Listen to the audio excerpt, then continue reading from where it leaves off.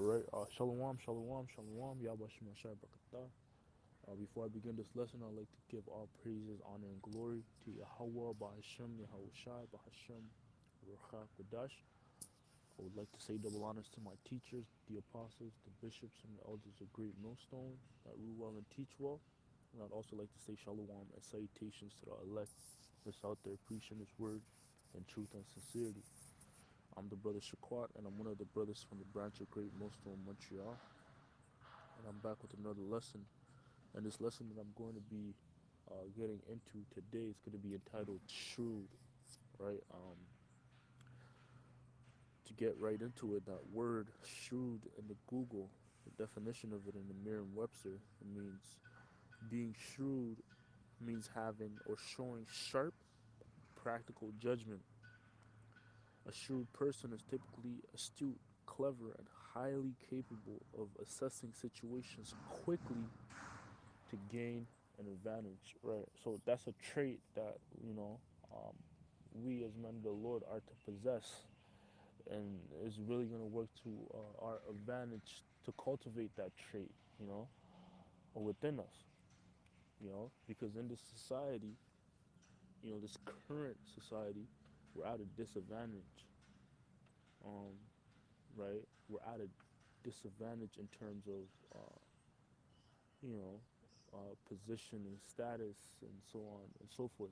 Majority of the brothers, but yeah, all brothers are at a disadvantage, right? Because this is not our world, man. This is the world of the Edomites, the kingdom of the Edomites. The so-called blacks, Latinos, and Native Americans. They're the downtrodden. They don't have a place in this society, right? And even let's say you do, some way, somehow, accumulate a certain um, accumulate a certain amount of wealth, or that brings you up the ladder, you still catch hell, so you're still at a disadvantage, right? But you know, especially majority of the brothers, which are just regular people, right? It's important to have this attribute of being shrewd to better your situation or put yourself in a better uh, um, not at an advantage, but just a better position, man. You know. So reading on, right? It says evaluating people, which is a part of the definition of the word shrewd, right? It says having a sharp, perceptive eye for character. For instance, being a shrewd judge of character, right? And that word judge and judgment keeps popping up. And Yahweh Shai said, "Ye are gods," right? We are gods. Lowercase g and a plural, in the plural sense, gods. And when you look up that word God, one of the definitions of it, because in the Hebrew the word is Allah, Allahayim, plural, and it means judge or judges, right? Ruler. Those are a few of the definitions of the word God in the Hebrew, right? So we have,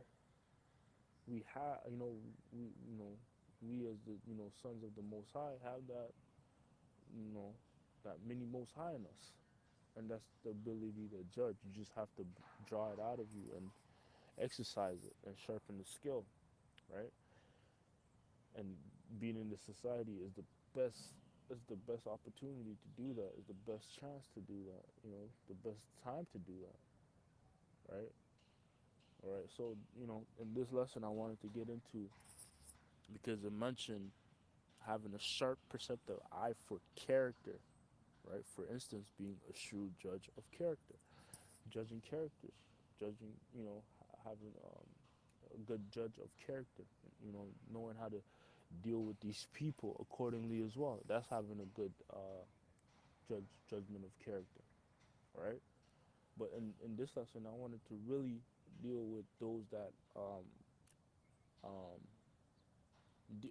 dealing with those that have authority in the world, right? Whether that may be a boss of yours, you know, or somebody that has some form of power in this world, right?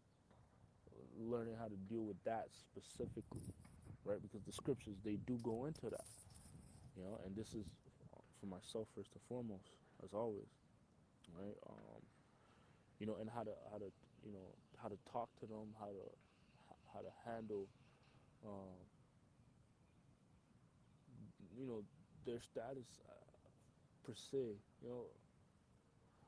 Let me just get the precept and see what the spirit has to say. So this is the book of I'm gonna start here in the book of Sirach.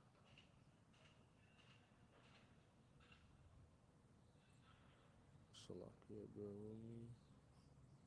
Sirach 28 in GMT, and I'm gonna start at verse 8. It says arguments, right? If you stay out of arguments, you will not sin so much because a hot temper gets them started. It is it is sinful to break up a friendship by creating hostility among people who get along well together. Right. So it's a sin for you to break up a good relationship and bond between two or more individuals. Right. And that's all part of the 6 things that the Lord hate, man. He that soweth discord amongst brethren. So that's a wicked spirit to have. And guess what? The Edomites have that spirit because that's what the Edomites do. They sow discord amongst brethren. Notably what the northern and southern kingdom, right? That's what Esau Edom does. But even yeah, right. Us as individuals, that's not the spirit to be in. You know, when you see something good, well, don't try to break it up, even in the world, because that's a sin. Verse 10: the more fuel, the hotter the fire. The more stubbornness, the hotter the argument. The stronger or richer people are, the angrier they can afford to become. An argument that blazes out suddenly can lead to violence. Right. So here we go. Dealing with those with authority in this world, right? Those that have some form of status. You have to be careful, not walking on eggshells, but the way you conduct and carry yourself around them, has to be a particular way, right? Because you're not at their level, right? And that doesn't mean you worship and praise them, nah. But you just you carry yourself a particular way, in a way where you gain their favor instead of being on their bad side, because that could ultimately come to benefit you at the end of the day, right? But you got to be careful with making them angry, because they could afford to be angry, or being in their presence when they're angry, right? Like, because like the scriptures say, the stronger or richer people are, the angrier they can afford to become, and you don't want to be caught up in that storm that they're in, you know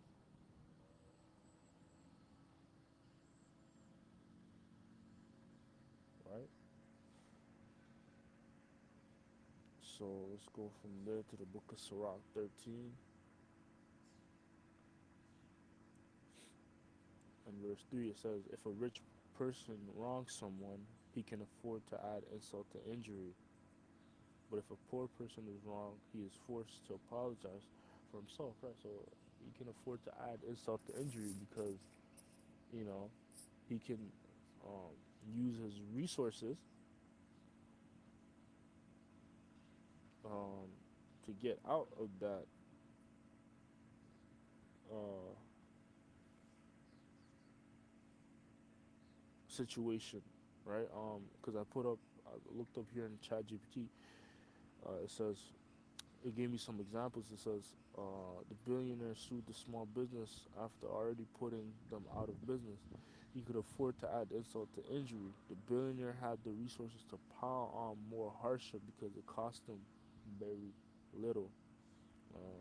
Ironically, it says He's so wealthy that he can afford to add insult to injury. This suggests he has such an advantage that he doesn't have to worry about the consequences of making someone else's situation worse, right? And you don't want to be that situation that's made worse because that, you know, person, that individual with authority or status or strength, and so on and so forth, could afford it, you know, mm, could even make the situation worse,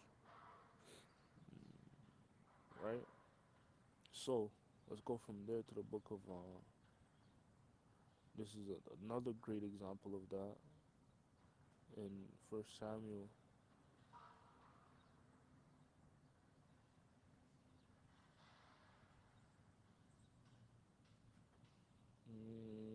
25 and verse. I'm still at 14. Uh,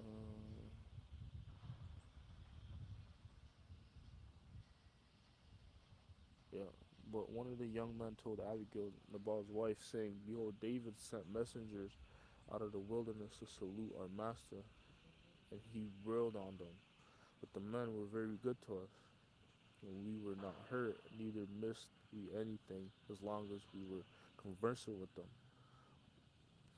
It says, when we were in the fields, right?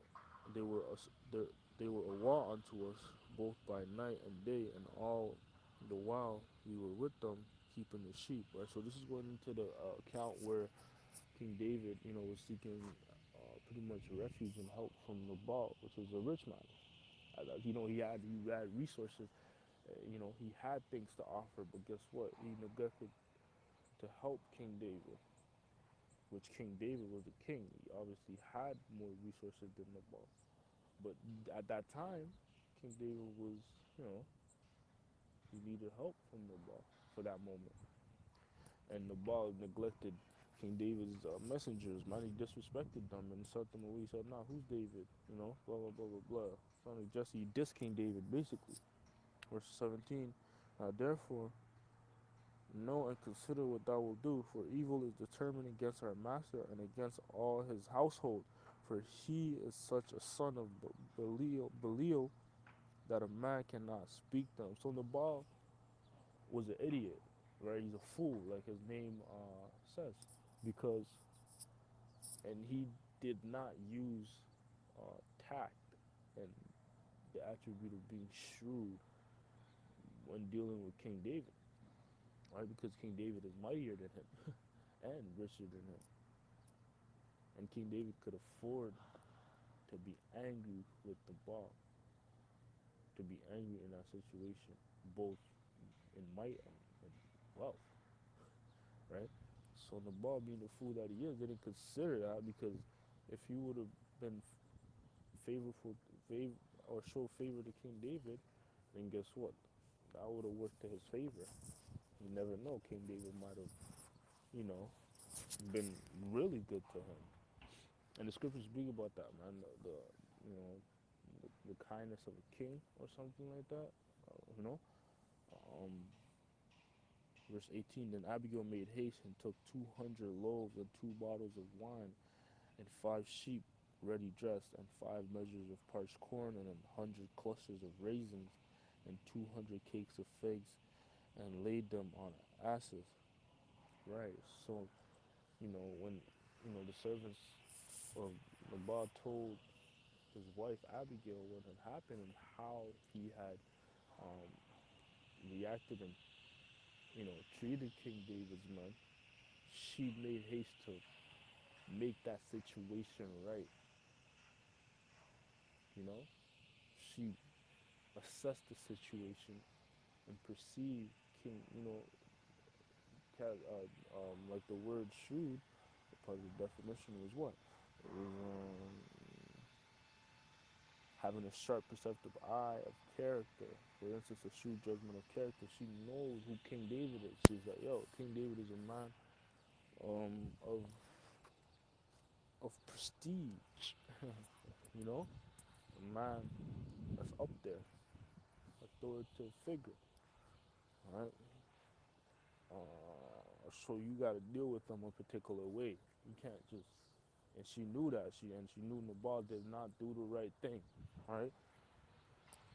So she hasted to make the situation right. It says, and she said unto her servants, "Go before me. Behold, I come after you." But she told not her husband Nabal. And it was so, as she rode on the ass, that she came down by the covert of the hill, and behold, David and his men came down against her, and she met them. Now David had said, "Surely in vain have I kept all that this fellow hath in the wilderness, so that nothing was missed of all that pertained unto him. And he had requited me evil for good. So and more also do the Most High unto the enemies of David, if I leave of all that pertain to him by the morning light any that pisseth against the wall." And when Abigail saw David, she hastened and lightened off the ass, and fell before David on her face, and bowed herself to the ground, and fell at his feet, and said, "Upon me, my lord, upon me let this iniquity be, and let thine handmaid, I pray thee, speak in thine audience, and hear the words of thine handmaid. Let not my lord, I pray thee, regard this man of Belial, even Nabal, for as his name is, so is he. Nabal is his name, and folly is with him. But I, thine handmaid, saw not the young men of my lord whom thou didst send. Now therefore, my lord, as the Lord liveth, and as thy soul liveth, seeing the Lord hath withholden thee from coming to shed blood, and from avenging thyself with thine own hand, now let thine enemies and they that seek evil to my lord be as Nabal. And now this blessing which thine handmaid hath brought unto my lord, let it even be given unto the young men that follow my lord. I pray thee forgive the trespass of thine handmaid, for the Lord will certainly make my lord a sure house, because my lord fighteth the battles of Yahweh, and evil hath not been found in thee all the days. Yet, uh, yet a man is risen to pursue thee, and to seek thy soul, but the soul of my lord shall be bound in and bundle of life with the Lord thy power. And the souls of thine enemies, them shall he sling out as out of the middle of a sling. That's right. And it shall come to pass, when the Lord shall have done to my Lord according to all the good that he had spoken concerning thee, and shall have appointed thee ruler of Israel, that this shall be no grief unto thee, nor offense of heart unto my Lord, either that thou hast shed blood causeless, or that my Lord had avenged himself. But when the Lord shall have dealt well with my Lord, then remember thine handmaid. Right, so she pretty much gave King David a blessing. You know, she the way she spoke to him was um in a soft tone, you know, in a soft way, in a soft manner, because she knew who she was dealing with, right? And that also brings me to this precept, real quick. We get it in the NLT, Proverbs 16, verse 21, right? And when dealing with somebody of authority, that's how you're supposed to be. You're supposed to, you know, your tone is supposed to be a particular way, not too aggressive, not too being coming off rough and rude, right? Because they're not gonna like that. You might offend them, and you know, you don't want to do that. You don't want to get on their bad side. Proverbs 16 and 21: The wise are known for their understanding, and pleasant words are persuasive. And that's what Abigail did. She persuaded and swayed King David's uh, wrath to mercy, right? That's what well, that's what pleasant words do, right? Reading on, it says, "Discretion is a life-giving fountain to those who possess it." That's right. And Abigail possessed that life-giving fountain, which is discretion, And a part of discretion is being able to judge and assess the situation and acting accordingly, acting the right way, right? And that's what she did, which saved her house and her life. But discipline is wasted on fools. Verse 23. From a wise mind comes wise speech. The words of the wise are persuasive. Kind words are like honey, sweet to the soul and healthy for the body. And that's what kind words do. And that's what Abigail did to King David, right? Well, that's what she used to King David. Kind words. And, that's what we are to do. That's what we ought to do dealing with those of authority in this world, right? If we want it to work to our favor. Yeah. So with that, I hope this lesson was edifying. Closing, I'd like to give all praises, honor, and glory to Yahweh Bashem Yahushai, Bashem Rakakadash. Once again, double honors to my teachers, the apostles, the bishops, and the elders of Great Millstone, and shalom and salutations to the elect.